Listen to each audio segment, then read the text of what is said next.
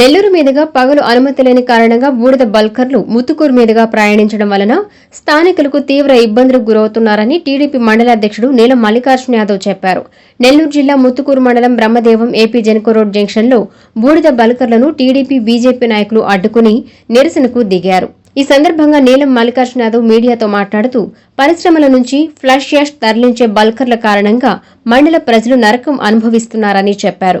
నిబంధనలకు విరుద్ధంగా 83,000 కేజీల లోడ్ కలిగిన బల్కర్ ప్రయాణించే రోడ్డు ముత్తుకూరు ప్రాంతంలో ఉందా అని ప్రశ్నించిన నీలం బూడిద బల్కర్లను ముత్తుకూరు మీదుగా ప్రయాణించకుండా చర్యలు తీసుకోవాలని డిమాండ్ చేశారు.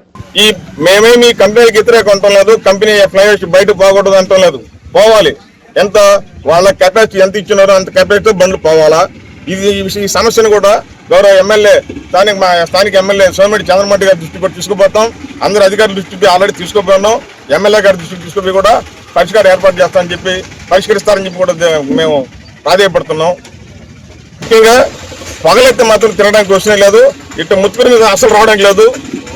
పోయేది ఉంటే నైట్ పోవచ్చుగా ఏ విధంగా నెల్లూరులో అయితే అలౌ చేస్తున్నారో అదే విధంగా ఇక్కడ జెన్కో రోడ్ వరకు ఆపేసేసి ఈ ముత్తుకూరు నెల్లూరు రోడ్లో పగలు ట్రాఫిక్ కి అవంత అంతరాయం కలగకుండా ఈ బల్కలు రాకుండా చూడాలని చెప్పి ఈ కార్యక్రమంలో బీజేపీ మండల అధ్యక్షుడు వేళపాడెం సంపతరెడ్డి, టీడీపీ మండల ప్రధాన కార్యదర్శి శ్రీధర్ రెడ్డి, తెలుగు యువత మండల అధ్యక్షుడు రాగాల శివకృష్ణ, అక్కయ్య గారి ఏడుకొండలు, వేల్పుల నాగార్జున యాదవ్ తదితరులు పాల్గొన్నారు.